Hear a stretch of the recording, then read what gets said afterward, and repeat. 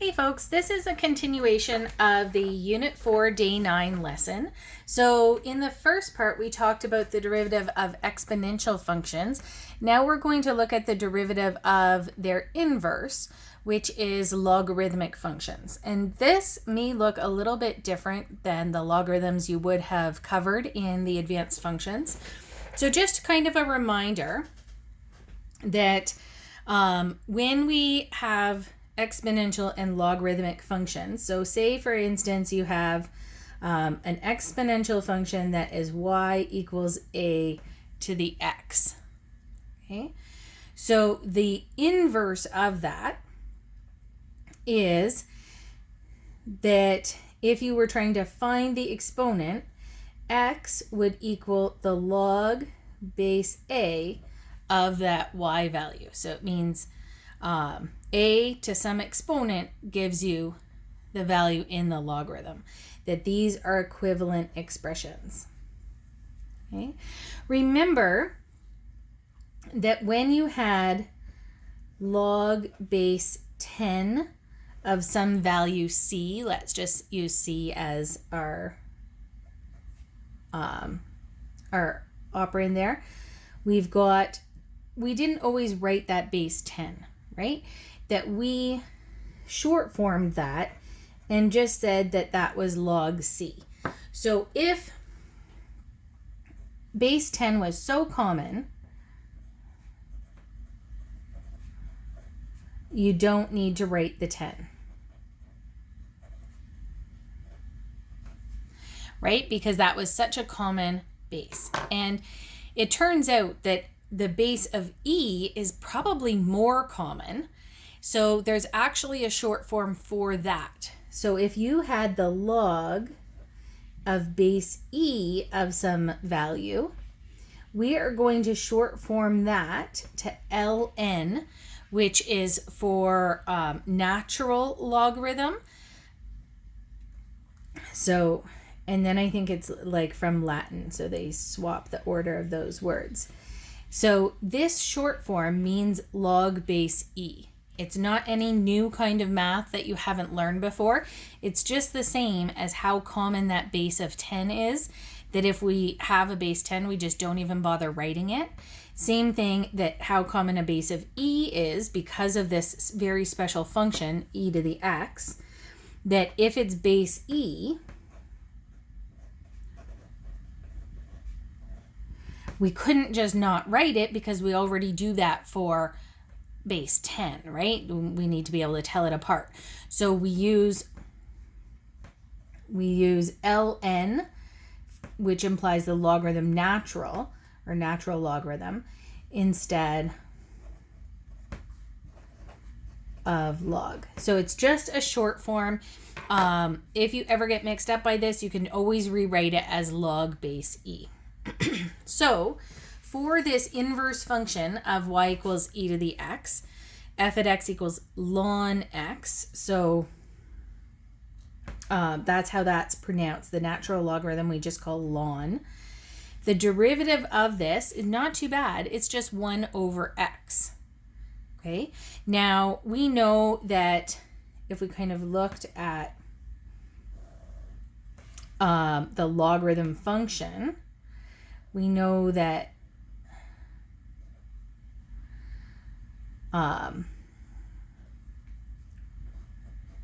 would look something kind of like that, right? And then going back to what I did at the very start of the previous video, remember that this would have, looking at what the slope of the tangent would be, really big positive, and then kind of like leveling off, but it's always going to be positive, but it's going to get closer and closer to 0. So what's a function that starts with really big positives and decreases but never goes negative, just gets closer to 0? Well, that's the function 1 over x. Okay, so to prove this, there is a good proof of it, but it's using implicit differentiation, which we don't cover as a required part in this course. It will be an optional topic in Unit 5, but we haven't gotten there yet. When we get to the implicit differentiation, if anybody's interested, I'd be happy to kind of show the proof of why that's true.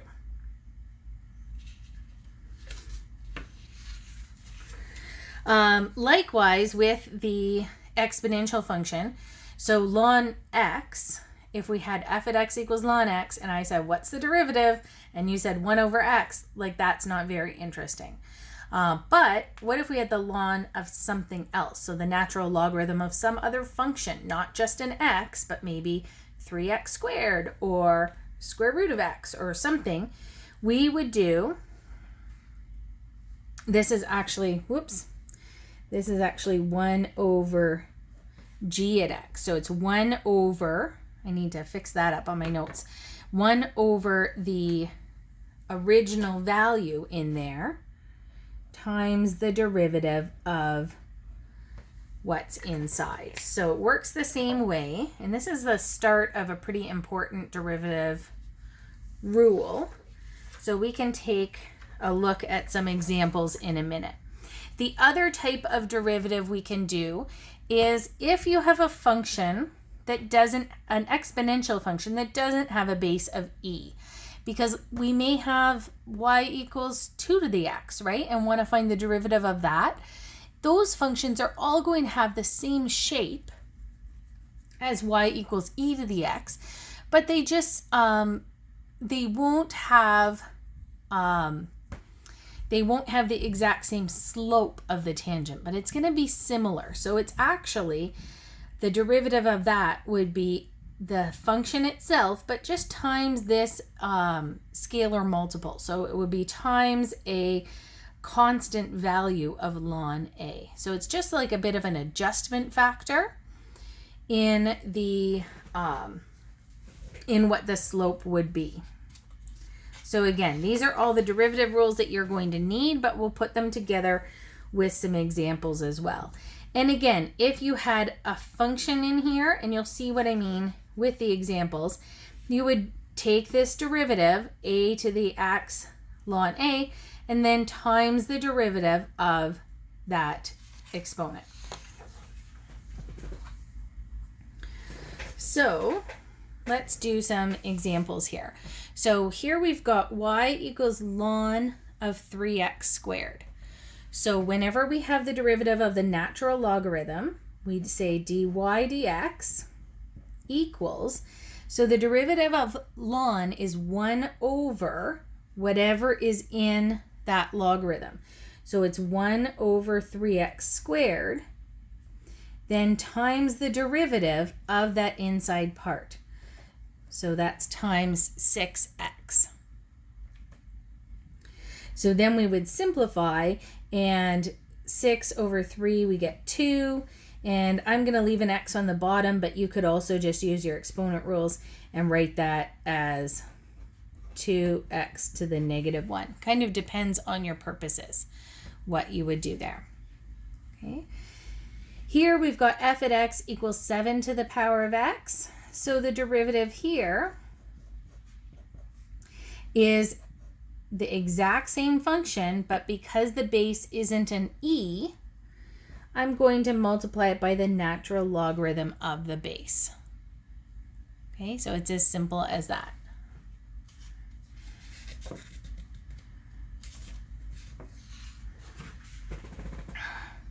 Putting this all together, we end up with a pretty big example, but we'll just kind of go through it with the following all of these same rules. So differentiate this function.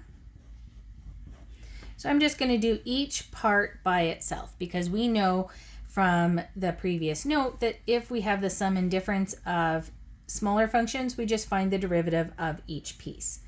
So I have a constant multiple 3. I don't have to deal with that at all. Then I'm going to take the derivative of 4 to the x. So the derivative of 4 to the x, it's an exponential function, so it's just itself, but if the base isn't e, I multiply by the natural logarithm of the base. So that's the derivative in there, and the 3 stays out front. Okay. Next piece here, I have e times 5 to the x. Remember, e is just a number. That's my constant multiple here. So I'm just going to say plus e, even though it's a letter, it looks like a variable. Don't get fooled there. That's just our constant multiple. It works the same as that 3 that stayed out front. So then I've got 5 to the x, so it's an exponential function. Its derivative is just itself times the natural log of the base. And then the last piece here, I have minus 4. Now I have a logarithmic function. The derivative of a logarithmic function is 1 over what's inside. So 1 over x to the negative 2 times the derivative of that inside piece. So times negative 2x to the negative 3. So 1 over the inside piece times the derivative of that inside piece. Now I just have to really clean all of this up a little bit more. So ln 4 is a constant. I'm going to bring that out to the front. 3 ln 4 times 4 to the x.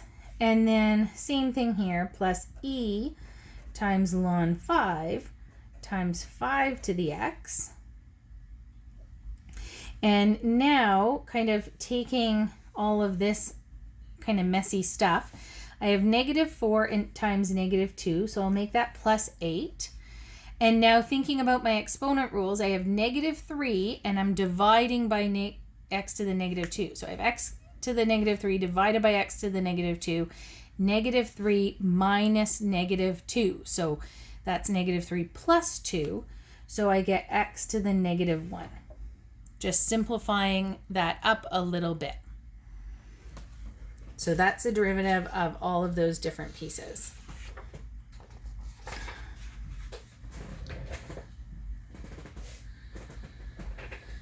Okay. The last one, remember that if we have a multiplying here, if we have a product, we can't take the derivative of a product. You have to, for now, multiply this out. So I would do 500 times 1.5, 750, plus 500 times 2 to the x. So that's my f at x. This is just a simplified version of my original function. Now, when I take the derivative, this is where the notation has to change. If you just keep putting just equals here, you're seeing that what I do here is the same as the function, and it's not. It's the derivative. So you have to write that down. You could put an f at x there, but you don't need to. Derivative of 750.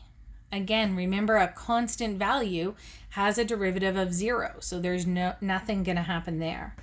Then I have this constant of 500 multiplied by 2 to the x. So I'm going to take the derivative of 2 to the x, which is itself times the natural logarithm of the base.